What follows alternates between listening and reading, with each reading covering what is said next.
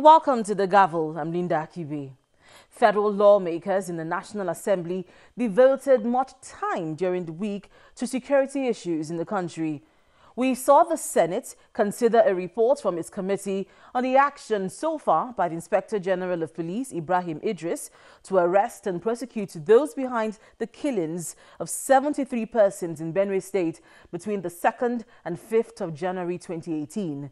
The National Assembly also organized a security summit to discuss the alarming security challenges in the country. Now, we'll get to the security summit later on in the program, but first, let's take a look at the report from the Senate. The killings of 73 people in Benue State between January 2nd and January 5th, 2018 was a moment of deep sadness for many Nigerians. For the Senate, this is one crisis too many.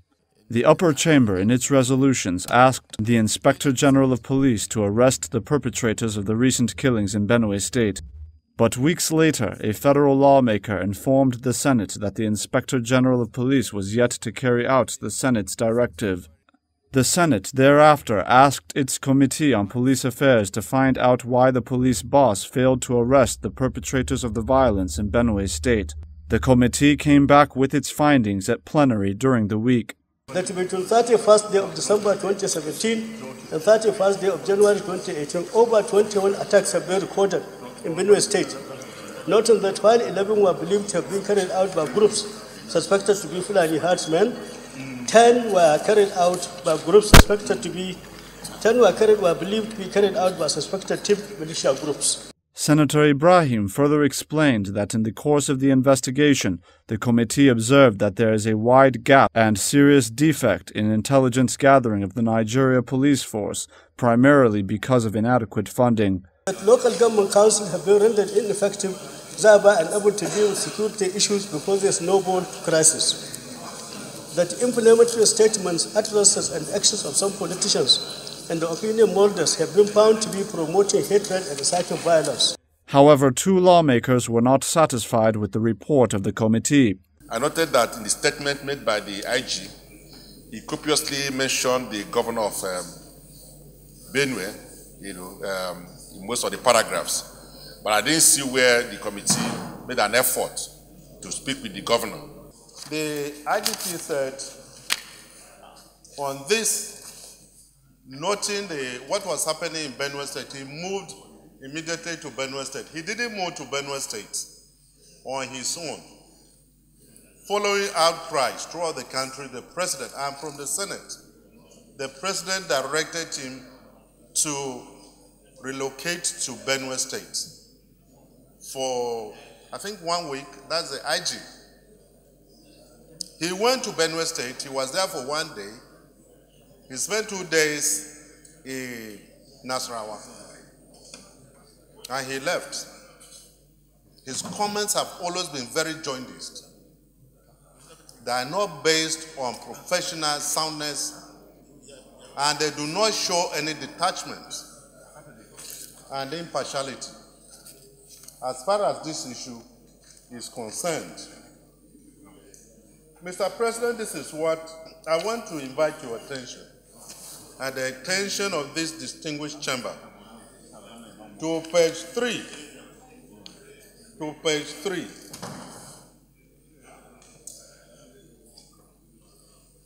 Subsection 4, that on the strength of claims by the Benue State government at the stakeholders meeting, alleging that there exists armed militia camped in Tuga in our local government of Nasarawa State, are waiting to unleash mayhem on Benue people, he further visited Nasarawa State for facts-finding and engagement with stakeholders there, where he found that those claims were untrue.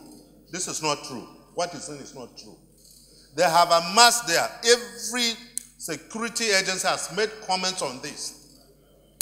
Huge numbers are there, and many of them are from outside the country, and they are armed with assault weaponry systems. It is unfair to this country for the IG to make these comments. Now, what the governor said is untrue. It's not, what he's saying is not true. What the governor said is true. And it is from there that they move. And we have seen video clips where they are moving to Benue and so on. Very well armed. So, Mr. President,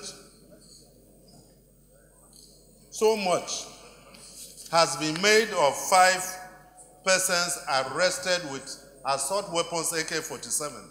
In Benue State, they said they are livestock guards.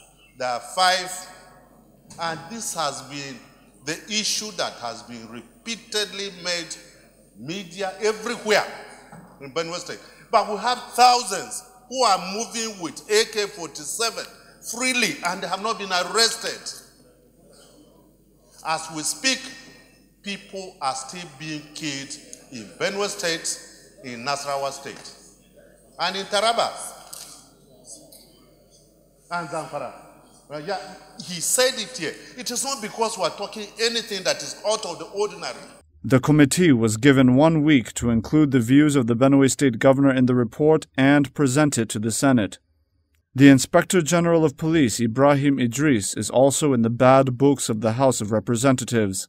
Lawmakers in the House of Representatives have asked President Muhammadu Buhari to sack and replace the Inspector General of Police with a more professional police officer. This followed consideration of a motion on the activities of political thugs in Kano State and what lawmakers described as the inability of the police to maintain law and order in the state. Lawmakers also passed a motion demanding the immediate removal of the Force Public Relations Officer Jimo Moshood for making derogatory remarks against the executive governor of Benue State. According to the lawmakers, the statements of the police officer while appearing on Channels Television's morning program Sunrise Daily, where he demanded for the resignation of the Benue State governor, illustrates the level of partisanship of the Nigerian police force as an agency. The House therefore resolves to instruct the Inspector General of Police to provide an unreserved apology to the Benue State governor over the derogatory statements of the police PRO and relieve the PRO of that position immediately. The House also resolves to mandate the existing constituted House Committee on the recent killings and insecurity in the nation to investigate the alleged statements made by the Inspector General of Police and the implications to his ability to superintend the resolution of the killings in Benue and other parts of the country if found to be true.